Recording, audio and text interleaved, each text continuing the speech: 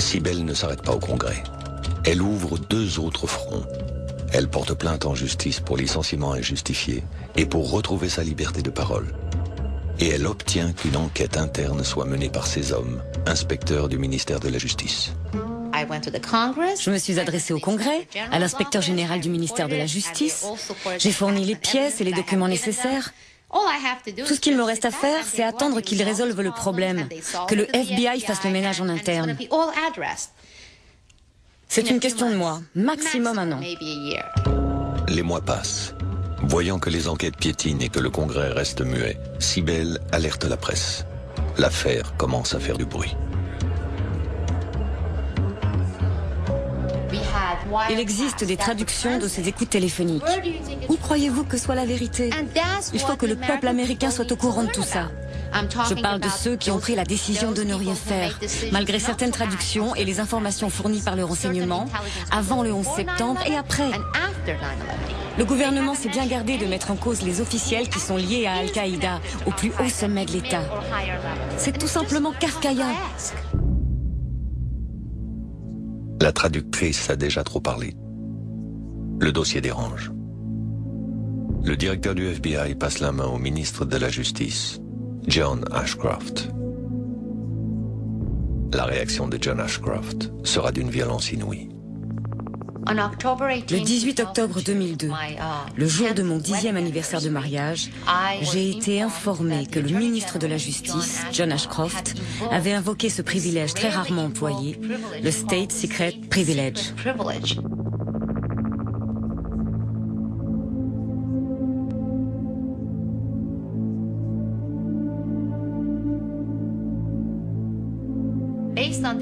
En vertu de ce privilège, tout ce qui touche à mon affaire est à partir de maintenant classé secret d'État. Mon dossier relève désormais de la sécurité nationale. La justice n'a plus le droit d'intervenir ou de trancher dans mon dossier, que j'ai eu raison ou tort. Apparu dans les années 50, le State Secret Privilege est une arme politique et juridique imparable. Une arme très appréciée depuis le 11 septembre par l'administration Bush, devenue l'une des plus secrètes de l'histoire du pays. Mueller et Ashcroft ont désormais verrouillé le dossier Edmunds. Le message est clair, si elle parle, c'est la prison.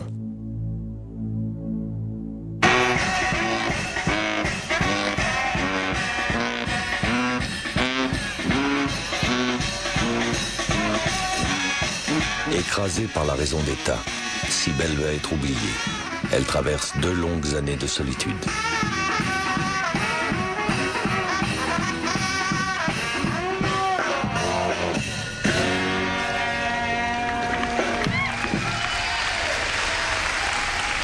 Mr. Speaker, the President of the United States. Début 2003, le jour de son discours annuel sur l'état de l'Union, flanqué du vice-président Dick Cheney et du président de la Chambre des représentants Dennis Hastert, George W. Bush prépare les esprits américains à sa guerre en Irak. Now, in this century, the ideology of power and domination has appeared again and seeks to gain the ultimate weapons of terror. Once again, this nation and all our friends are all that stand between a world at peace and a world of chaos and constant alarm. L'heure est au mensonge sur l'existence d'armes de destruction massive. Le président va même jusqu'à inventer une piste imaginaire. The British government has learned that Saddam Hussein recently sought significant quantities of uranium from Africa. Le pays se prépare à la guerre. Pour Cybèle, il est difficile de se faire entendre. Americans are a free people who know that freedom is the right of every person and the future of every nation. The liberty we prize is not America's gift to the world. It is God's gift to humanity.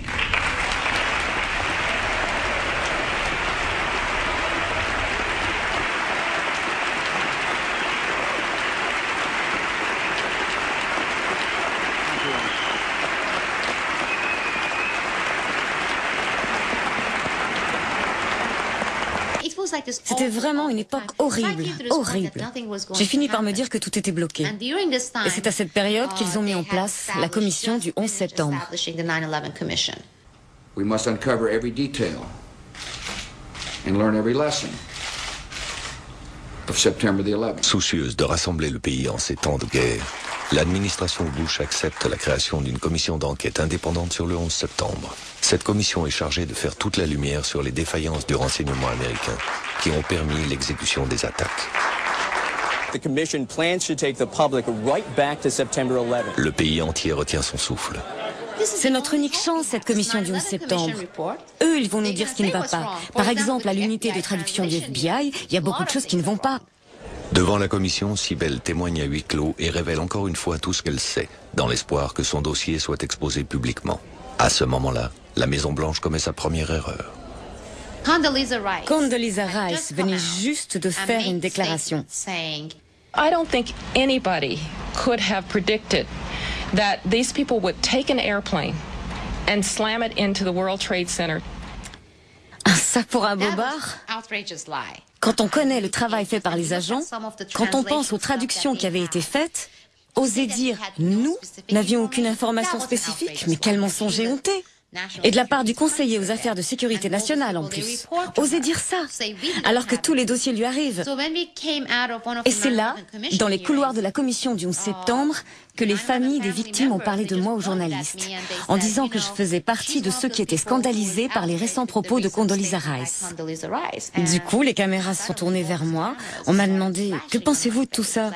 J'ai redit qu'il s'agissait bien d'un mensonge éhonté. Et pour la première fois, j'ai fait la une de toute la presse.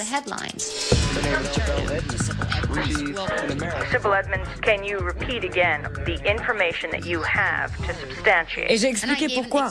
Candy Rice avait dit « nous ». Nous, c'est tout le monde du renseignement. FBI, CIA, NSA. C'est ça que nous veut dire. Et elle a bien dit « nous ». Les déclarations de Sibel Edmonds sèment un doute ravageur dans une Amérique en mal de vérité. Condoleezza Rice est contrainte à une humiliante séance d'explication publique. As I said to you in the private session, I probably should have said I could have not imagined, because within 2 days, people started to come to me and say, oh, but there were these reports in 1998 and 1999. C'est là que j'ai commencé à rompre mon isolement, à sortir de ma coquille, à dire les choses, à avoir une visibilité publique plus grande.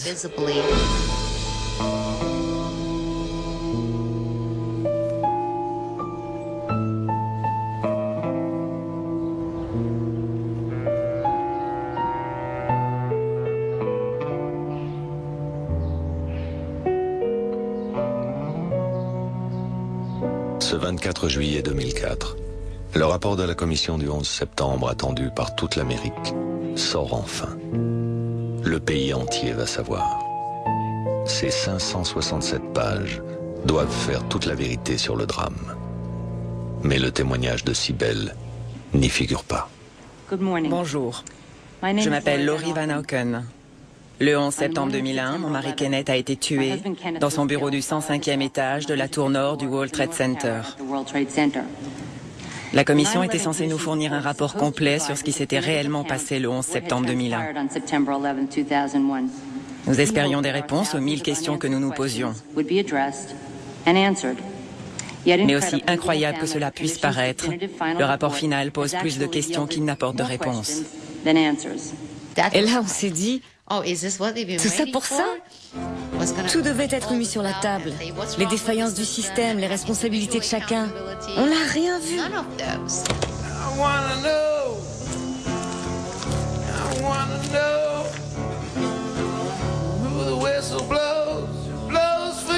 Ce que nous avons eu est une insulte à l'intelligence du peuple américain. Un viol de la mémoire de nos morts. Et pourrait nous être fatal bientôt. J'ai passé 3 jours enfermée à tout lire, ligne après ligne.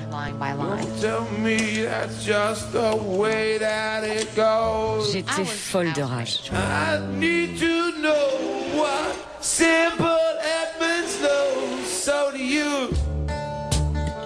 Des whistleblowers du renseignement ont voulu témoigner devant la commission.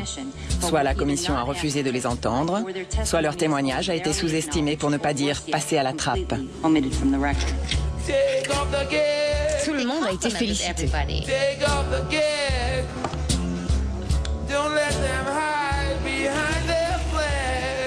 Les hommes politiques étaient ravis.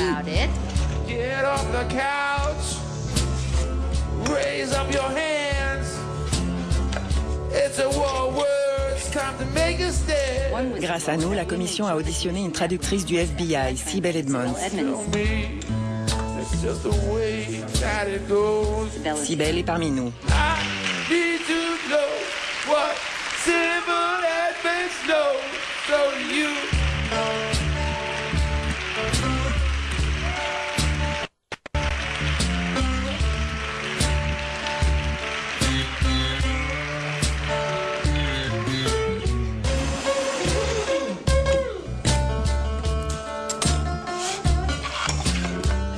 Ce rapport était la plus grande farce qui soit.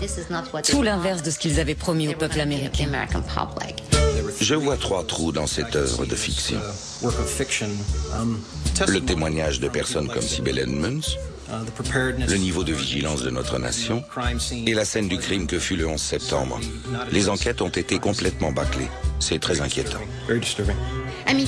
On sait bien que lorsque les agences fédérales font l'objet d'un rapport et que dès la sortie du rapport, ces agences s'en félicitent, on peut être sûr qu'il y a quelque chose qui cloche. Cybele devient une héroïne moderne.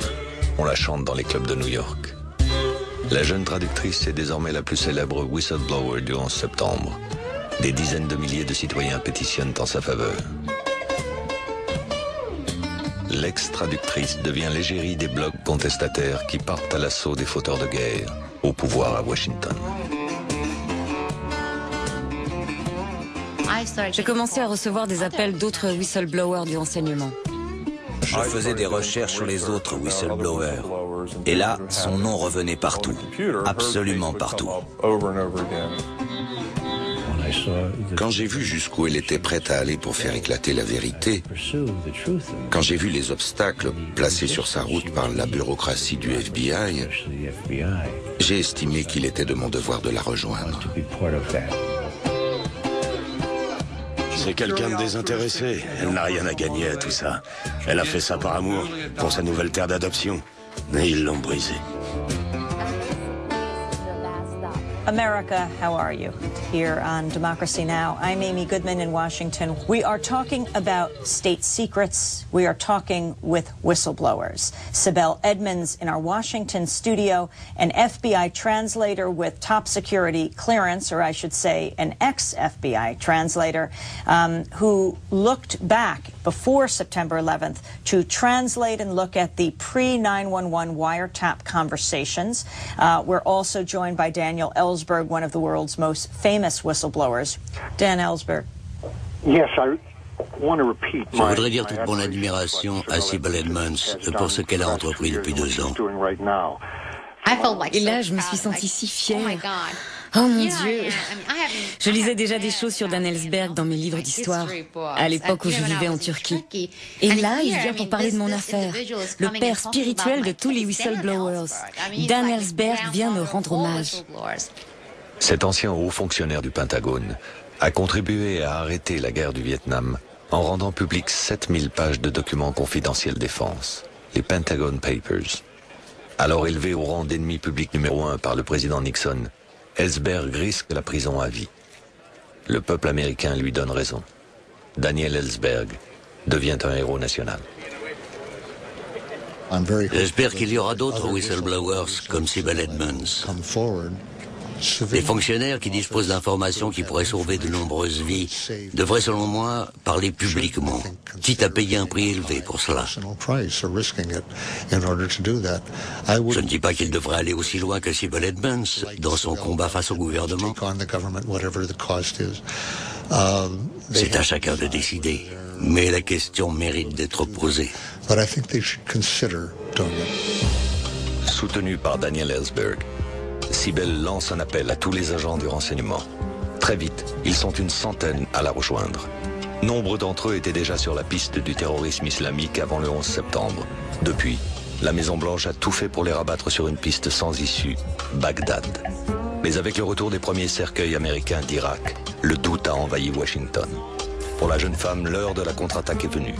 Elle crée le tout premier groupe d'agents du renseignement qui s'élève contre la raison d'État.